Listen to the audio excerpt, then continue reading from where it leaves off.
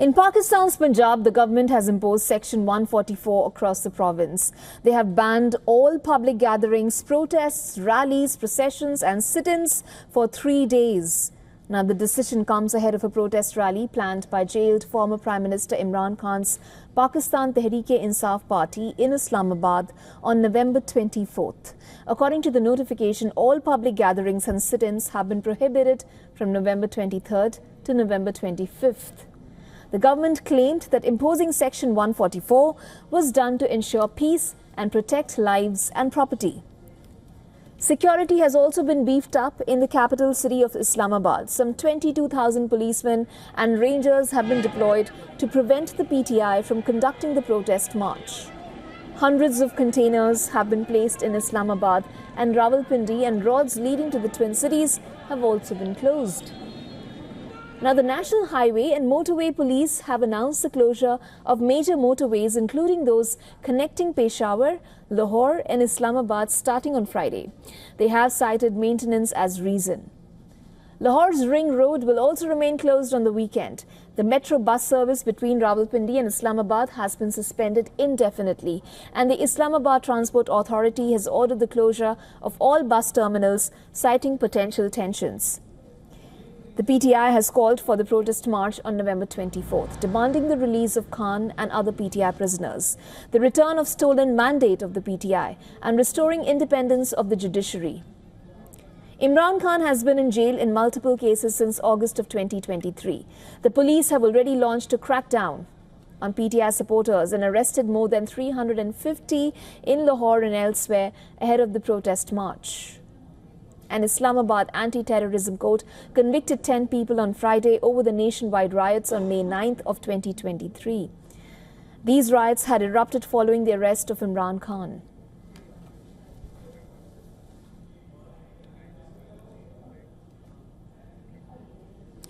Joining us live is now our Pakistan Bureau Chief Anas Malik from Islamabad. Anas, this protest was touted as unlawful. Looks like it is set to take place tomorrow. What is the latest that you can get us from the ground?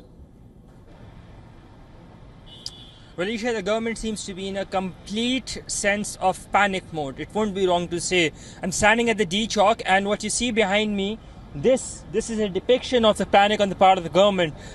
Containers like these, shipping containers like these, have been placed around 24 points of Islamabad that basically lead to entry and exit, and practically putting the city or the twin cities in a virtual lockdown. It will not be wrong to say. The government says that these are precautionary measures to prevent the PTI supporters from getting here. That is what the government says. But for now, there is no PTI support over here. The protest is supposed to begin tomorrow, not today. Yeah. The protest is supposed to begin tomorrow. And even before that, we're seeing such measures being taken. At least 8 motorways or main highways of the city, cities that connect from one city to another, they have been closed as well. The metro bus that runs from Islamabad into Rawalpindi, that remains closed. The government has deployed over 22,000 police personnel or security personnel in a 3-layered approach. That's what the government has officially put out. More than 20,000 tear gas shells and rubber bullets have also been provided. So that goes on to show that the government is not willing to relent under any pressure. They say that they will not allow this protest to happen, come what may. They cite the visit, the upcoming visit of the Belarusian President Alexander Lukashenko to Pakistan. And as we speak, the Interior Minister of Pakistan, Mohsin Naqvi, is currently en route to meet the incumbent chairman of the Pakistan Tehreek-e-Insaf, Barrister Gohar, in a bid to convince him to call off the protest that is to be held, or that has been called for tomorrow, the 24th of November. Isha? Anas, this comes in the backdrop of Bushra Bibi releasing a video statement, just a few hours after the government touted these protests as unlawful. Is there an update on that? And do you think that the PTI will still go ahead with the protest tomorrow? Well, the PTI political committee, the core committee, they met last night and they have reiterated their call for protest. Imran Khan, while speaking to the media, that has been also been tweeted or in a post on X, rather has again reiterated that they will be protesting irrespective of what happens on the 24th, that they will not be calling that off. That is number one. Number two, what Bushra Bibi said was basically she was trying to be the messenger, but at the same time she did an own goal when she stirred that unnecessary controversy, particularly with regards to that point. Two separate cases have been registered against her under the Telegram Act of 1850. That is that. So on the part of the Pakistan Tehreek-e-Insaf, they seem to be geared up, and so does the federal government as well. But the irony is, Isha, and allow me to say this, the irony is the Pakistan Tehreek-e-Insaf that governs the province of Khyber Pakhtunkhwa, their province is literally burning, and in Kurram and Parachinar there is sectarian violence ongoing. Some days back there was targeted killings of a community. The federal government that is meant to be assisting the provincial government, that is by the PTI. So the PTI government is more focused on the protest here, and so is the federal government as well in countering those protests without withstanding the fact, or without actually giving a semblance or to stop the violence that is currently ongoing in the border region with Afghanistan, Pakistan, that's in Kurram and Parachinar. And it clearly goes on to show a case of mistaken priorities, Isha.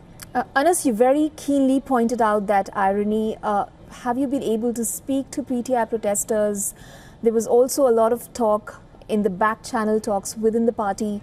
How are these sectarian violence, this incident is being perceived, especially when you juxtapose it against these protests which were supposed to take place tomorrow? Well, there is no PTI protester right now. And as I said, the two governments, federal government that is supposed to support the provincial government, and the provincial government that is of the PTI that is supposed to counter that menace, both are focused on these very protests itself. So that talks about priorities. What we understand is that there is increased tensions in the area. High-ranking officials have been sent, mobile services have been cut off, a curfew has been imposed in the area as well, in a bid to bring normalcy, in a bid to bring some calm there. Yesterday, because of sectarian violence, 32 people have been killed in Kurram and Parachinar. Days back, 51 people are said to have been killed. 42 is the official figure. So on the part of the protesters, while they are keen, the government needs to set its priorities, and needs to show is a willingness, keenness to resolve the issues at hand, rather than just focusing on these protests which are days or hours apart to happen, which are hours away for now. Thank you, Anas, for joining us with those details. For all the latest news, download the WION app and subscribe to our YouTube channel.